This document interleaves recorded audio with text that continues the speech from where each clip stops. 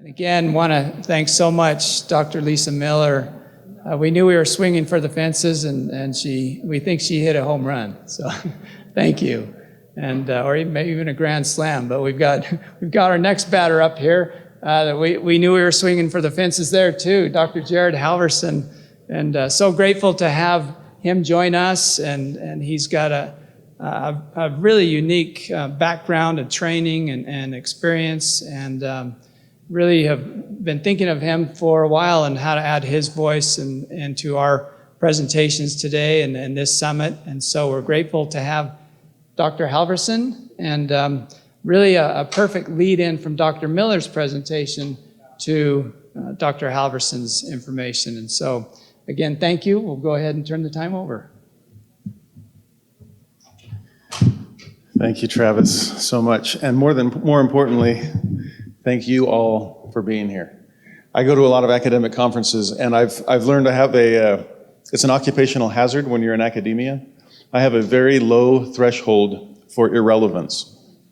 And that's a dangerous thing, because so often in academia, there's a challenge sometimes of, is this going to, I told my wife recently, at the end of the day, yes, I'm a professor, and yes, I'm a historian, but I think at core, I'm a pragmatist. And when does the rubber hit the road, and are we actually helping people?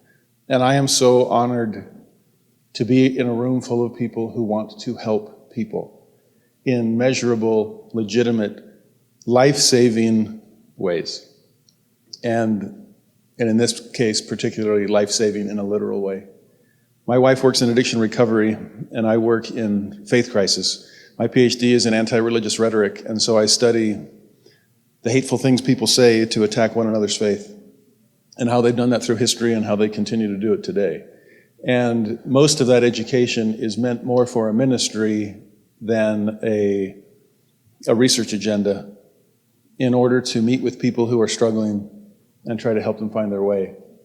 My hope today is that we can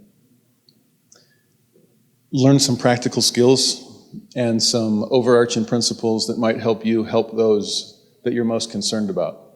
You are not my target audience. It's the people that you're thinking of that brought you here, that you're hoping to save.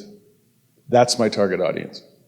And if anything we talk about for the next few minutes can bless them and save them, then our time together was well spent. My wife works in addiction recovery, and every day she's trying to save lives as well. It's more of a slow suicide in addiction recovery, or in addiction. And just yesterday, a patient that she had been texting back and forth and working with and leading through the process ended his life, having relapsed and lost all hope. And this is real, and this is raw. As I was supposed to be at a dinner with a professional colleague in academia, and halfway down, as my wife called and let me know, I turned around and went home just so that we could try to process, and how hard it is to give your life to saving lives and wonder, what more could I have done? And so I hope our time together today helps avoid times like that for you and for the people who matter most to you. I also want to say to anyone, I'm a member of the Church of Jesus Christ of Latter-day Saints. I teach at BYU. And to those of you who are not of my faith tradition, here in Utah, that can sometimes feel lonely. And I want to thank you particularly for being here. Not just today, but here in Utah. I grew up in Southern California as a religious minority and preferred it that way. I went to divinity school in Tennessee, and to be a token Latter-day Saint among other people that were studying to become ministers of all kinds of religions was a thrill for me. And it feels a little strange sometimes to come to Utah. And I just hope that you know of your absolute value here, and that you're needed. I'm going to be speaking from my religious tradition somewhat. I hope that it's inclusive enough to include yours. I hope that you will do some of the necessary translation work, because I feel that the principles that I'll be talking about, you will find in your faith tradition as well. and because you know that tradition better than I do, though I've always loved interfaith work, interfaith dialogue. I've been doing it since I was a high school kid. I live for that. You still know your religion better than I do. You still know your tradition better than I.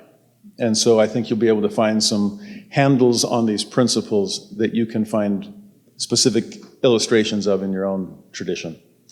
Look at these pictures for a moment, though. And to me, what's interesting about them, is it a sign of depression or is this prayer? And sometimes it's hard to tell. Are these people struggling and turning to God, or struggling and turning away from God? There seems to be a lot of overlap here.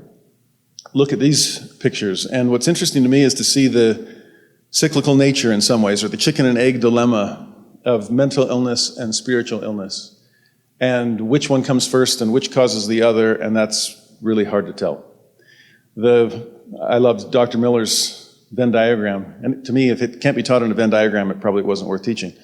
And the Venn diagram of mental health and spiritual health, there's an incredible amount of overlap there as well. But speaking of Venn diagrams, when we look at the biopsychosocial spiritual nature of human existence, my wife teaches this constantly in her addiction recovery work, that your addiction is a biopsychosocial spiritual problem. And the solution will have to be a biopsychosocial spiritual solution. What's interesting, though, as you read the literature on this, there are others who have a little smaller Venn diagram, and it's biopsychosocial.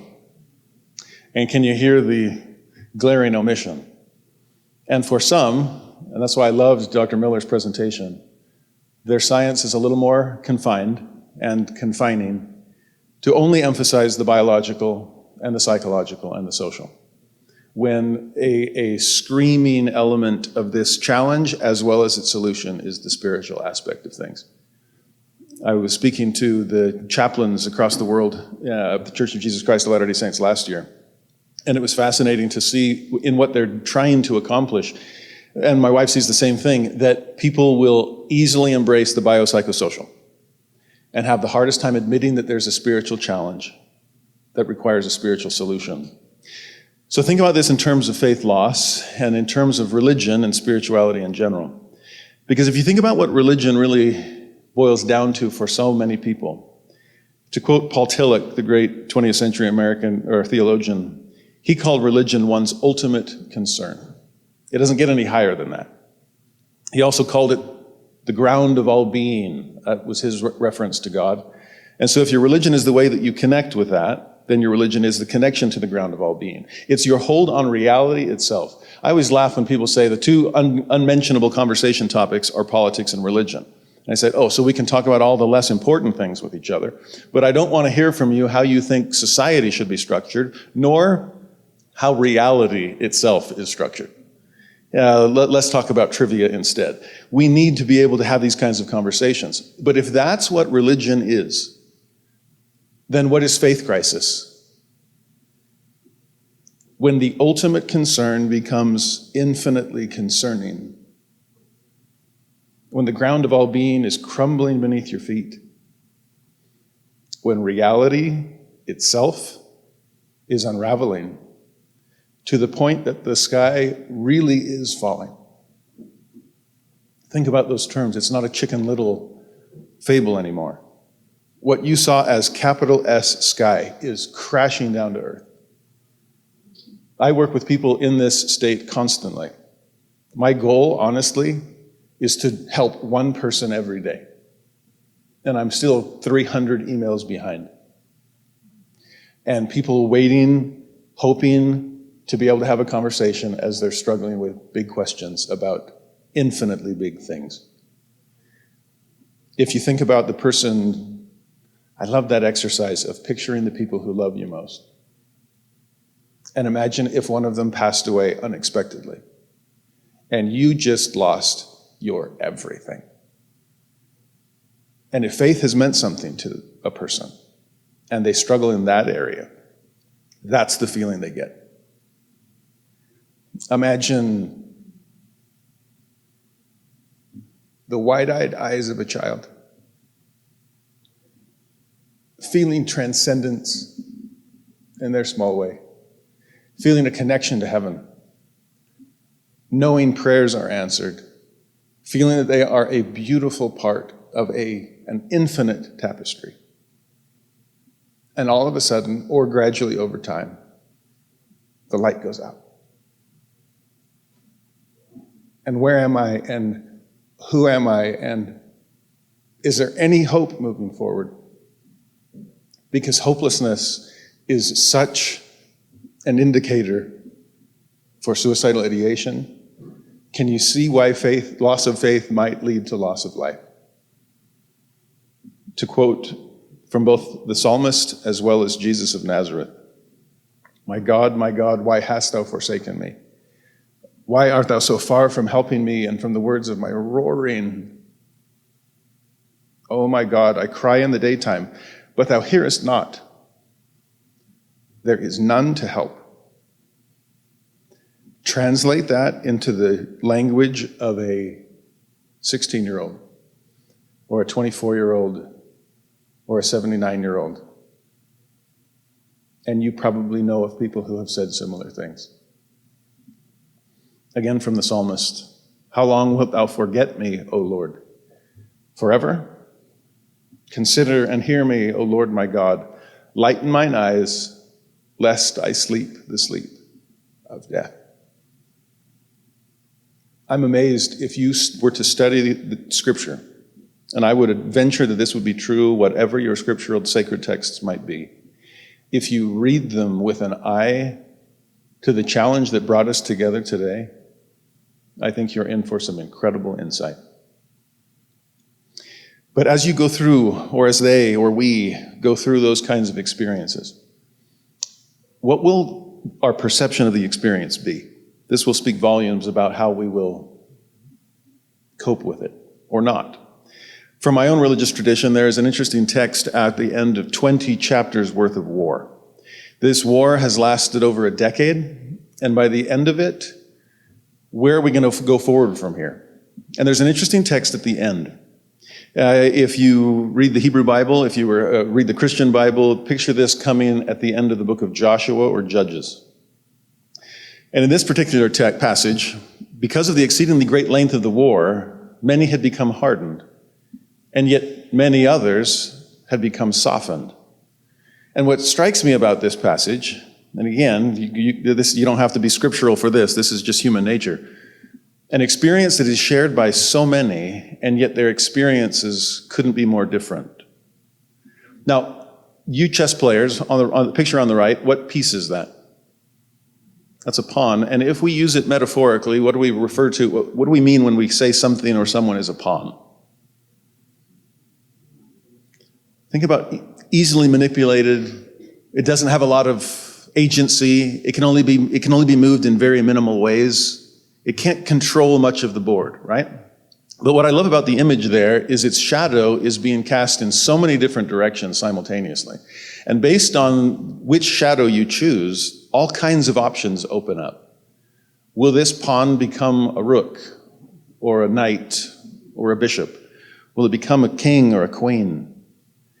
And what's interesting to me about the shadows being cast there, the pawn here is your experience. In the passage on the left, the length of the war was identical for everyone. Their experience was the pawn. But the emotional shadow was being cast in a particular direction. And for some, that shadow was in the direction of hardened hearts, hopelessness, loss of faith. Whereas for others, the shadow being cast from the same experience was one of trust in that higher power, a softened heart. So what makes the difference then? It's not the experience. The experience is simply the pawn. What makes the difference in terms of the emotional shadow being cast is the angle of the light of your perception. Because if I'll simply move the flashlight and aim it at the pawn from a different angle, then it's going to become a different piece on the chessboard. To put it bluntly, our experiences are the pawns of our perceptions. And as I work with people who are struggling, so often, when I see other people sometimes try to help, quote unquote, they often question the experience, or try to get people to stop thinking about the experience, or try to wrestle the experience away from people. And that only makes them grip it even tighter. I went through this. This is what defines me. This is the source of my trauma. And so rather than question that, I will honor it. I will validate that experience as best as I possibly can. And I will empathize with the emotion that is being cast as a shadow. But I will also suggest to them there are other ways to perceive the experience you've been through. And I'm not going to force my perception on you. But here are some alternative angles that you can take on this issue. And if you look at from a different angle, then the shadow will be cast in a different direction. Epictetus was a Stoic philosopher, and it's so appropriate that a Stoic would give us this advice. It is not events that disturb people, it is their judgments concerning them. So to think about the cause of the suicidal ideation, or to think about the cause of the faith crisis, one of our opportunities is to help change the angle of perception so that a different emotion will come. Now, as we do that, some practical advice I hope will be helpful. First thing to consider here, in faith crisis, we sometimes need to normalize the process of spiritual growth because that process is often very messy. All kinds of work has been done throughout the years by amazing scientists like Dr. Miller to help us make sense of these types of cognitive developments. A famous one from early on was Jean Piaget, who walked us through how we develop cognitively throughout time. And the way a child learns is different from the way a young adult learns, is different from the way an older adult learns. And thank heaven for neuroplasticity so that we can continue to develop. Whenever my teenage children do something wrong, I always just laugh and say to my wife, it's okay, they were born 25 years premature. The brain is still developing. And so some of those things, it was for your sake, honey, that they were born with a brain that small, okay? The school could not have passed through. So we have to put up with 25 years of premature baby, okay? Fast forward and you have Lawrence Kohlberg, who does something similar with moral development. Why do we live moral lives if we choose to? What motivates people? And that changes with time as well. Hopefully we are growing up in God along these lines. But then in 1981, James Fowler wrote, the Bible of faith development. I should say faith development, not moral development. In writing a book, kind of the standard of this work, it's been built on since then, but Stages of Faith still is required reading as we try to understand how people develop along those lines. Don't worry, there's no quiz at the end of my presentation to fill in all 6. And to be honest, of those 6 stages of faith development, the first 2, basically everyone goes through, and the 6th, hardly anyone goes through unless you're Gandhi or Buddha or Jesus. And so it's the 3rd, 4th, and 5th that we typically need to wrestle with. Now, the 3rd stage, there are pros and cons to each. There is conformity there, there's order there. That's what they're aiming for. And so yes, lots of stability, high commitment. Those are typically the people that are drawn not only to spirituality, but to religiosity. And they fit really well in congregations. In my faith tradition, those are the ones that usually go out on missions. And to see those, perhaps that was one of the reasons you were called into ministry. There's unfortunately sometimes, though, a certain level of dependence or naivete that we often grow out of to go into stage 4, which has its own strengths and weaknesses as well. Greater diversity and independence is the goal, and so typically, yes, there is greater openness, there is more critical thinking, but as a result, there's often cynicism and skepticism that starts to creep in. There's a certain relativism that comes. Usually when I meet people in the depths of faith crisis, I'll often say, so how's stage 4 working out for you? And they're like, what do you mean? And I'll describe that's exactly where I am. But knowing that there's a name for that and a place for that, and that's not the end of the journey, can be incredibly reassuring. Because what felt like them being completely off the path may simply be you're on a place on the path where the trail beneath your feet is harder to detect. This is where everybody seems to get lost. But there is a stage ahead with its own strengths and weaknesses, as usual, but where unity and charity and peace, where interfaith dialogue takes place at its best. This is a best of both worlds approach. And you can calmly navigate the paradoxes that you used to trip up over. It's, granted, hard to maintain the balance there, but ask any gymnast how anyone maintains balance, and it's by building core strength. And it's the core strength that a connection with heaven can offer us. Now, I've studied these stages and many others. There is so much literature on this from the scientific perspective, from various faith traditions. As I've tried to make sense of this for a lay audience, particularly in other venues, the sense I always get as I wrestle with these, I just finished another book that it was the most complicated form that I'd ever seen of it. It was so rich, it was so deep, and so confusing to try to boil down for people.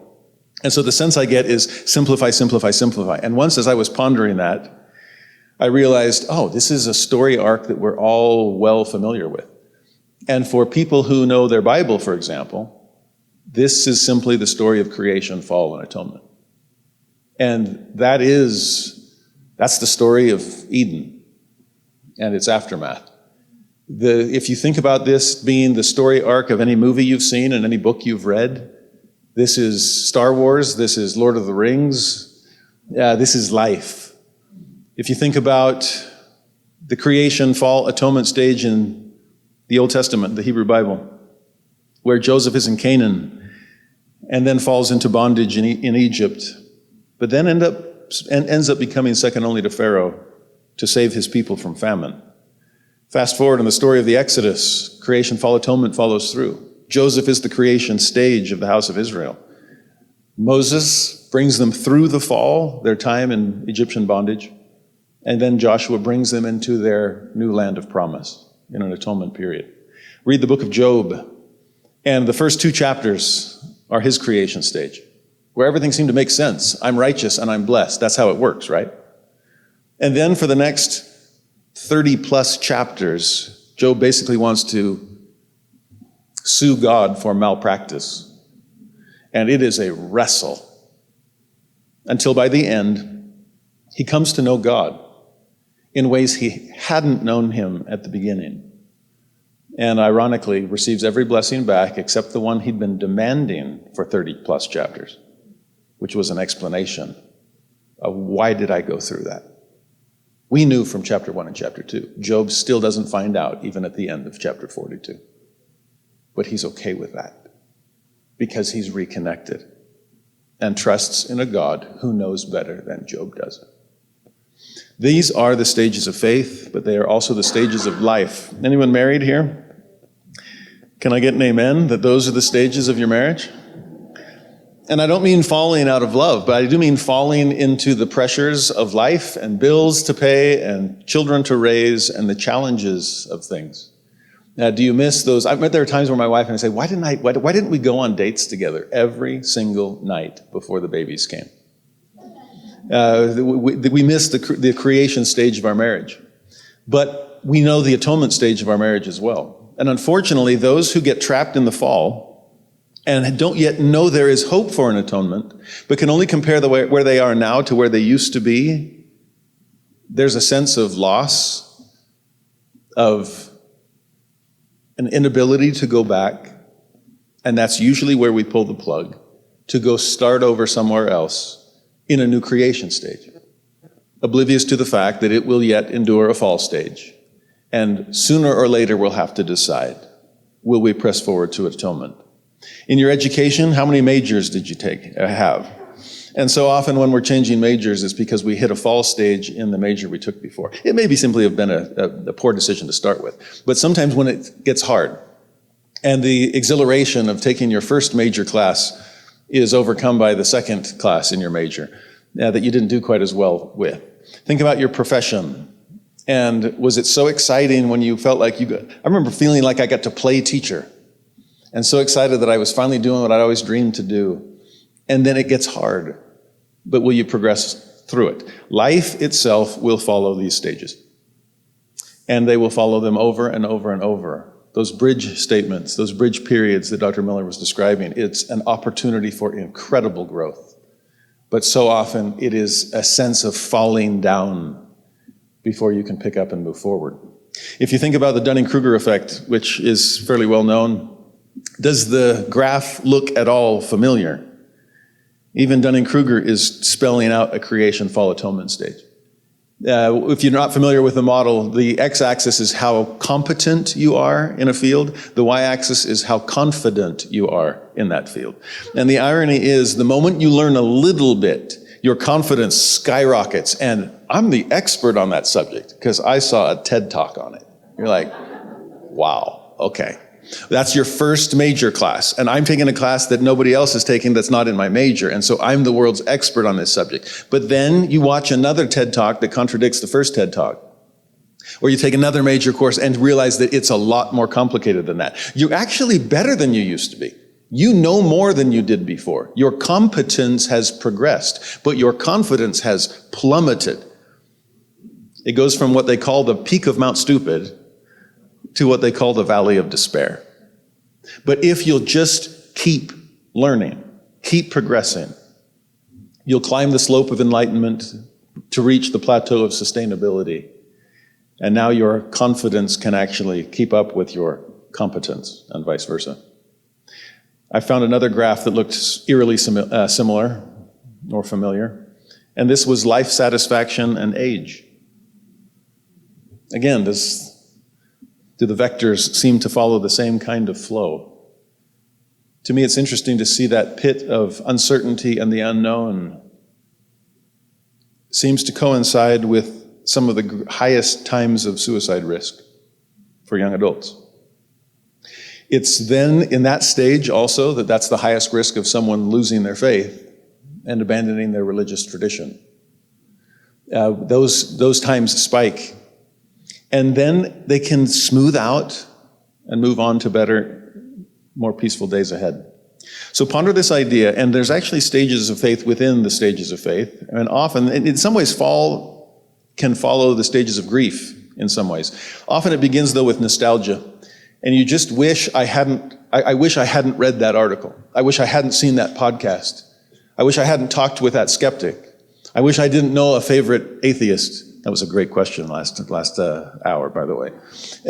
I wish I hadn't been exposed to those kinds of things that have me questioning everything down to the level of reality itself. What's fascinating about the nostalgia phase is often they have so many questions, but they are afraid to ask any of them. Partly because it's a sign that they're not in Eden anymore. It's evidence that I don't have the faith that everyone around me seems to expect me to have. And so while I'm desperate for answers, I will not ask the questions. Sometimes it's even a noble self-sacrifice, or so they think. Because I hate the way I feel, and I do not want to share these feelings with anybody else, lest they feel them too. I don't want sympathy symptoms. I don't want to spread my doubt. And so I'll suffer in silence. Well, you can't stay there forever, so often you end up swinging to the opposite extreme, and it's bitterness from there. Now, though, they're not shy about asking their questions. They want everybody to have them. Unfortunately, at this point, they don't really want the answers because they're still so angry that it felt a sense of betrayal. Why wasn't I told these things? Where is God in all of this? They get angry at God and anyone that seems to represent God in their lives. That's a hard place to be. That's often when they come to see me. And I'll let them know. If you have questions to ask, concerns to raise, if you just need a good pair of shins to kick, I'm here for you. Thankfully, it's never turned violent. But there is often anger there, bitterness. Sometimes that morphs into apathy, where it's never going to change. My anger didn't move the needle at all.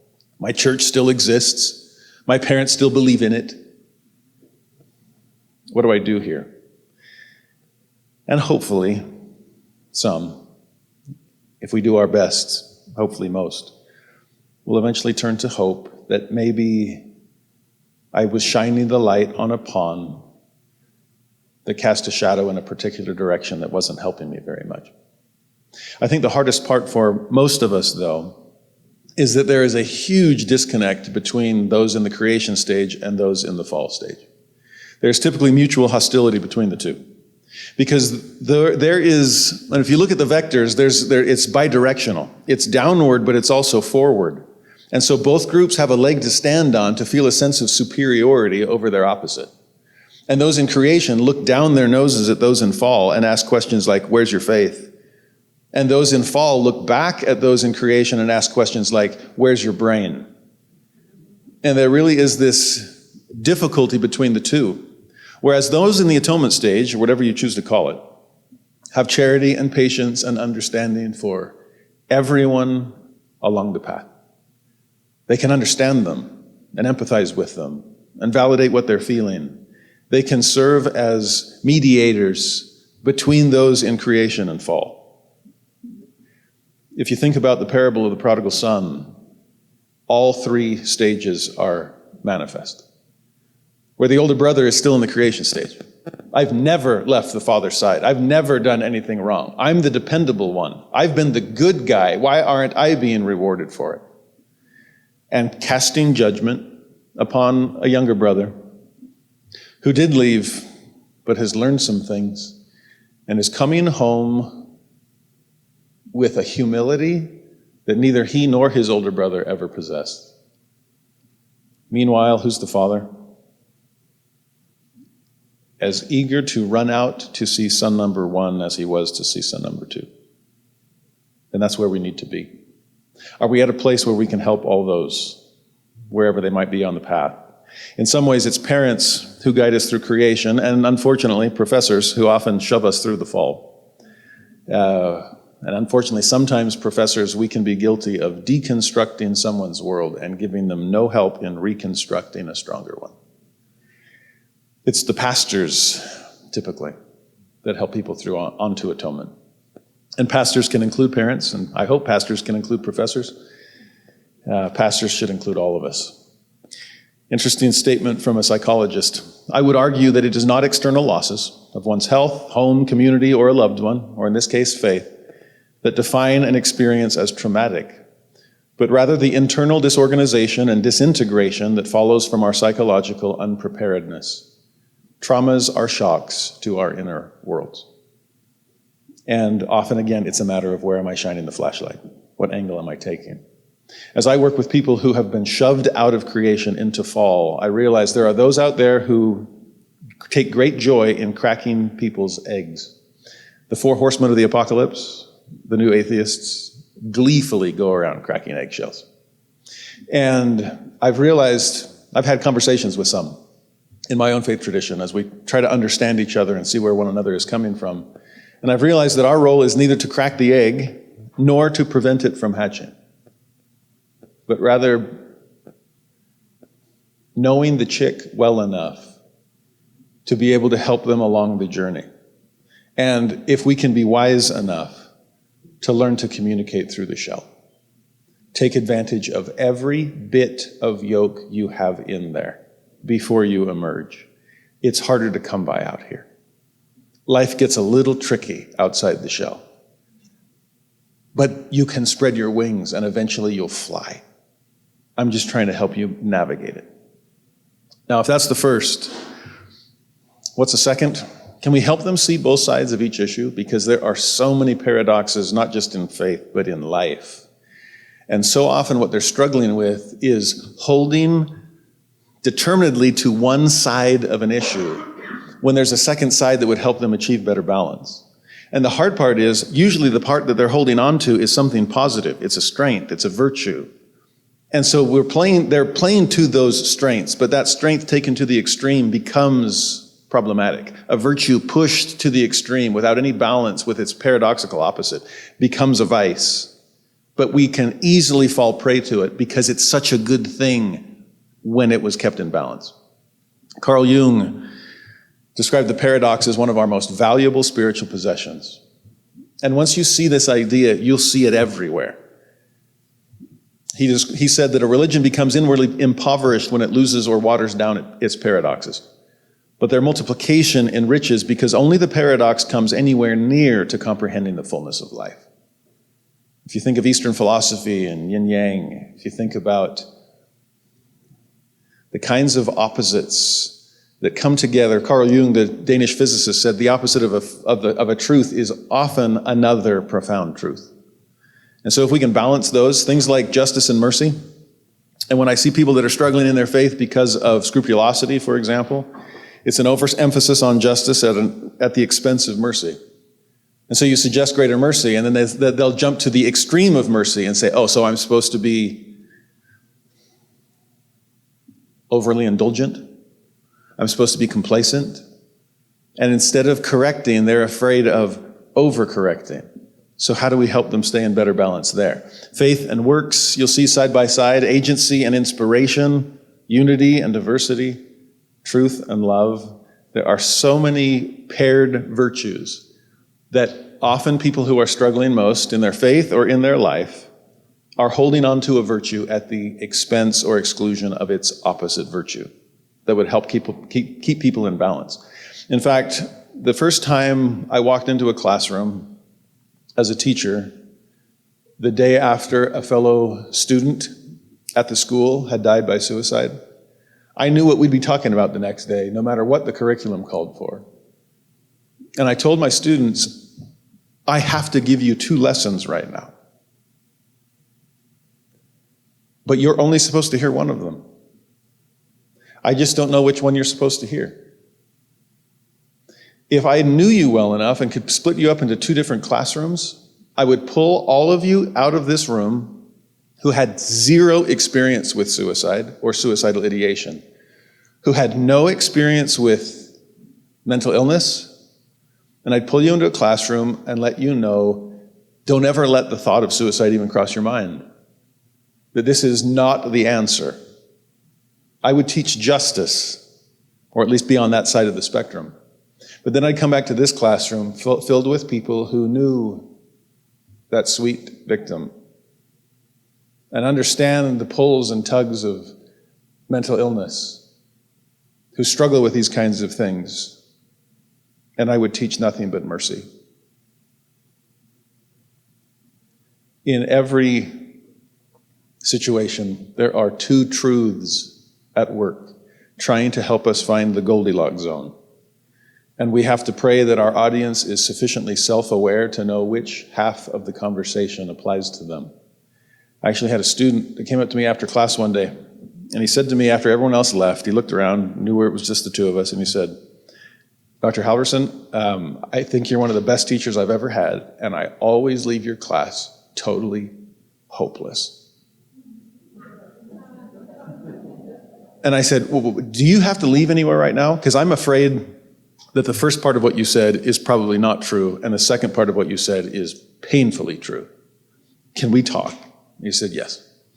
We talked at length, and I realized that his background was so psychologically, emotionally abusive that I was grateful he was alive. That he was raised by parents that basically said, you were a mistake from the day you were born, and you've made our life harder than it should have been ever since. And he was just fighting to stay with us. And he said, in your classes, anytime you talk about some kind of standard or where we need to be, I always know I'm falling short. And that's why I always feel hopeless. But I keep coming back because it's a great class. I'm like, man, you're a masochist, aren't you? We laughed, and I said, no, here's the thing. In every class, I am teaching justice and mercy. In every class, I am trying to balance these paradoxes that are at the core of life. Unfortunately, and this is through no fault of your own, but because of your background, you can hear the pin drop of justice from a mile away. And yet you can't recognize mercy when it's screaming in your ear because you don't think it applies to you.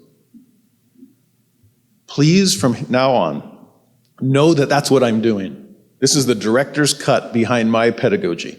I'm trying to teach both constantly because some people in any room need to move a little to the left and others need to move a little to the right. So I'm constantly telling people, this is how you move left, this is how you move right. And I hope they know which side of the classroom they're on.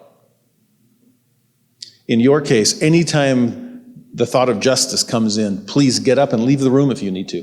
Please know that this half of the lesson does not apply to you. But if you leave, I hope you come back in time to hear all the mercy side. And please know that you're the target audience. It applies to you in deep and personal ways. You see that Goldilocks zone that I'm aiming for? There is life on this planet because we found the Goldilocks zone. Or I would say, we're placed within it. Any closer and we'd fry, and any further and we'd freeze. The miniature golf hole on the right, affectionately known as the volcano, it's my least favorite one. I'll take the windmill any day, you just have to time the putt. But with this one, too hard and it's over the top, too soft, it rolls right back where it started. You have to get it just right. I actually had a class once, we were talking about this concept. And at the end, it was like 10 seconds before the bell rang. I had no time to answer the question. But their hand went up and said, this sounds really important, it is, and really hard, it is. So I want to get there, but I'm probably going to mess up. So I'm just curious, on any set of, within any paradox, which side should I err on? And because I had no time to answer the question, I just blurted out the first thing that came to mind, which was, just don't err. Anyway, and then we left.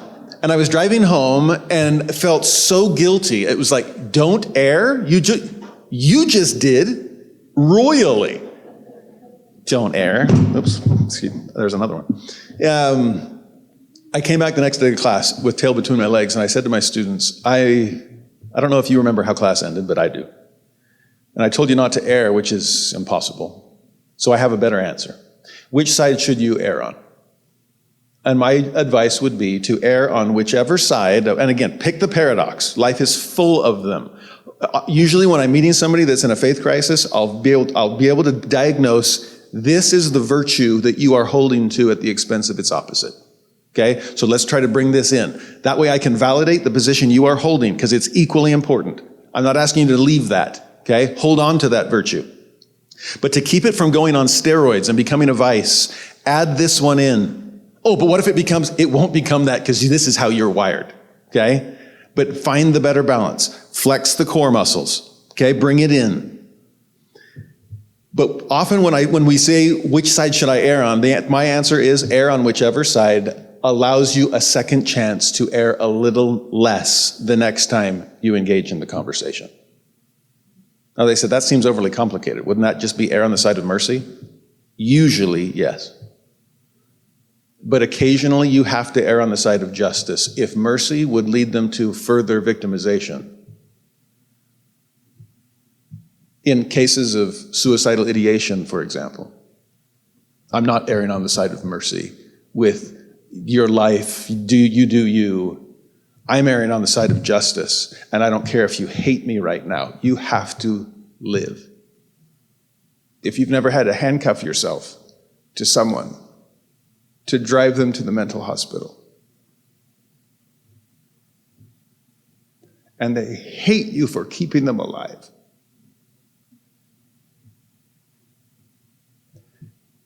you have the chance to prove your love, and they have the chance to accept it. I hope that makes sense. That's the side I would err on. A few other things. I know we're getting low on time. I have a podcast that usually takes like 4 hours per lesson, so to do anything in 50 minutes is really hard for me. But let me fly through some of these quickly. If someone's in faith crisis, and here's the challenge, because what I loved about what Dr. Miller was showing us is the truth that you are offering to people. This is not some kind of psychological placebo. I'm so grateful for the science to back up what this group inherently knows from personal experience, to push back some of the skepticism that might exist with some of that clinical backup. But part of the challenge is, what if the cure is triggering? If God is supposed to be my help, then how do I turn to God when I've felt abandonment issues? You understand the concept? This is where it gets really hard. And my advice to people would be, then find something synonymous that's not so triggering. We have to do that in medicine all the time. This is the medication that will help with that disease. And they take it, and there's all kinds of side effects. There's an allergic reaction there. Doctor, is there anything else that can serve the same purpose that I might not be allergic to? I had a student once years ago that came into my office and was really struggling and said, I was feeling so spiritually lazy. I don't know what I want to do. Do I want to stay in the church? Do I want to leave the church? Because if I stay, it feels like I have to do a lot of work to like really come to know if this is true. But if I leave, don't you have to like fill out paperwork? I'm like, man, you really are feeling lazy.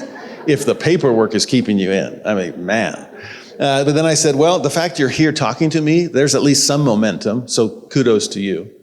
I shared with her a scripture from my faith tradition, our shared faith tradition, that talks about just exercising a particle of faith. That's it. Just something to start with. And she said, is there anything smaller than that? I'm like, is there like a molecule of faith? Maybe an atom of faith? We're like, is there a faith quark? Like, man, okay. I said to her, because I knew some of her interests and background, you like to mountain bike, right? She was an incredible outdoors woman, mountain biking, river rafting, you name it. She said, oh yeah, I love mountain biking. If you have to climb uphill and you're at a dead stop, what gear do you start the bike? She said, well, the easiest one. Do you stay in that easy gear the whole time? Well, no, as soon as I have enough momentum, I'll upshift and get to the next one. Well, why? Isn't that harder? I'm like, well, barely, but I get more speed. Okay, and then we're working our way up. I asked her, of all the ways you might tap into transcendence, of all the forms where you might connect with God, what's the easiest one? What's your lowest spiritual gear? Seriously, what's the one that you barely have to do anything, but you go, because inertia is what we're battling, right? An object at rest tends to stay at rest, and there you are at rest, and even a particle of faith seems like too much. But is there anything that feels like first gear for you? And she thought for a moment, she said, nature. I said, figures. And actually, isn't it generous of God to surround you with your lowest gear? Next time you're out in nature, recognize there's something happening. You're in first gear. There's movement. And then when you're ready, shift up. Not to your highest gear. You're not ready for that. But maybe your second gear is simply mindfulness. And you recognize the beauty of creation. Maybe the next gear up is gratitude. You're not even ready to pray about it yet, but just gratitude, to feel it and to notice that feeling that you are experiencing. Maybe your next gear is prayer, but don't kneel down to do it. Just do it while you're still walking through nature wherever you are. From there, what's the next one? And I challenged her, and I've challenged students ever since. Come up with your entire spiritual gear shift.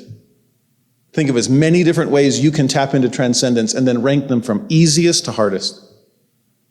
And if you're struggling, my own son, who really struggles with mental illness, was at a point where he knew he needed God, but had zero ability to tap into anything higher.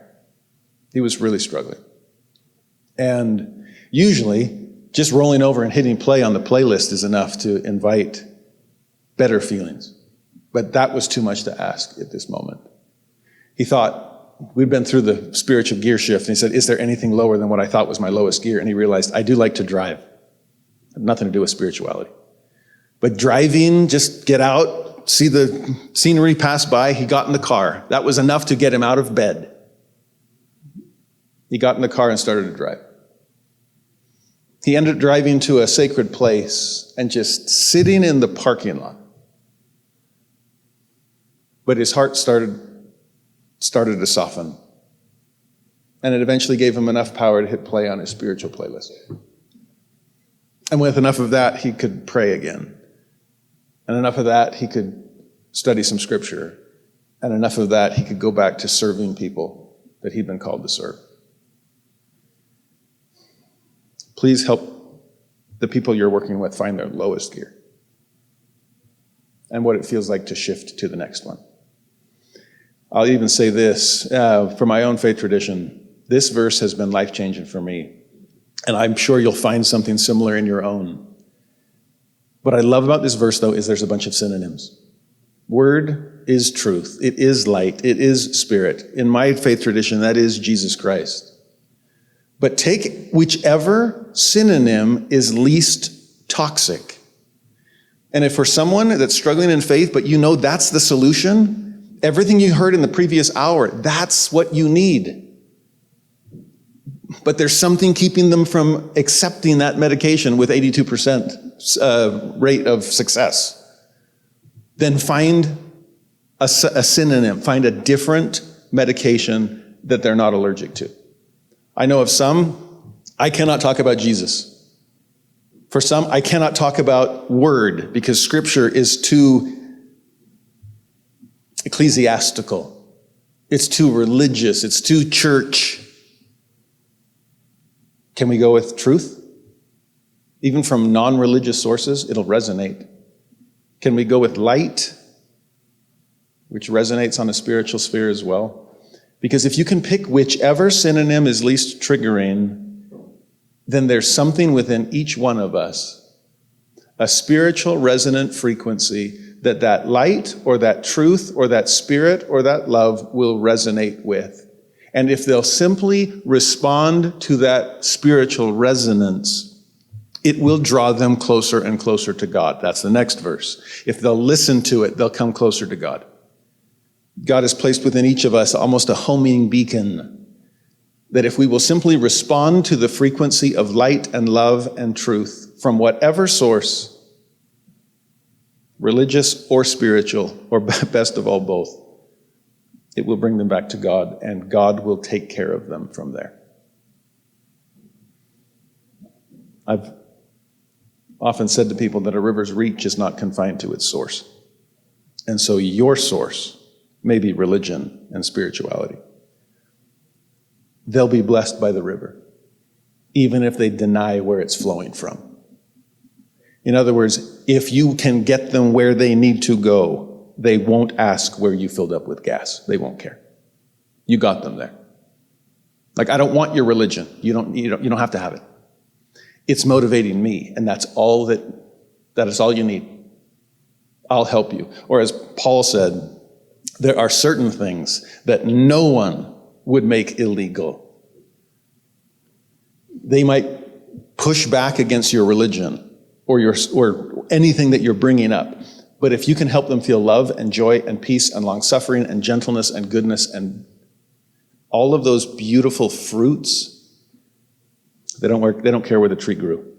Last thing I'll say, because I know we're out of time, please give them something solid to hold on to. And that's what your faith tradition has offered you. Solid things to hold on to as they are falling. To go through, I don't have time for this, but there are so many incredible mantras that scriptural and faith traditions can offer. And to give people something that their mind can catch hold of when they're falling. When there's a passage in one of my scriptural texts about a man for whom suicide was insufficient. He was so hopeless because of a recognition of his own sins that he felt like not even death is sufficient. I have to cease to exist, to be banished both body and spirit. And you want to talk about that level of despair, when his mind caught hold of something true, something stronger than his despair, something more powerful than an addiction. It has to be bigger than the problem. And the only thing I've seen big enough to handle any problem has to be infinite and eternal itself. But when the mind catches hold of something like that, it changes everything. The one that struck me most as I was preparing for this is the one from Deuteronomy, when Moses has laid everything out for his people. And I'm not going to be with you in the promised land, and you're about to cross the Jordan. And for the last 40 years, I've been trying to explain the best way to live. He says literally, I have set before you life and death. Therefore, choose life. And if someone you love and you're working with is wrestling with that same choice, and it feels like they're both right there at hand, to have that word, that phrase passing through your mind over and over, choose life, choose life. So to conclude, this is it. When Paul and Silas are in prison, and miraculously the prison walls come crashing down, and perfect time for a jailbreak, the jailer assumes that's what's happened, and so he pulls out a sword ready to fall upon it. There are 7 suicides in the Bible. 6 in the Old Testament, 1 in the New. This would have been another. As this man, I'm going to get court-martialed and killed for letting the prisoners escape anyway, so I might as well just save my superior officers the trouble. But in that moment, Paul cried out with a loud voice, saying, "Do thyself no harm, for we are all here." Whoever you're praying for and working with, as they're struggling and wrestling with difficult things, I pray we can say something similar, loud enough for them to hear. You're not alone in this. You don't have to face these demons by yourself. Do yourself no harm, because there's a room full of people that are still here and will always be for your sake. Thank you for their sake, for being who you are and doing what you do. Thank you.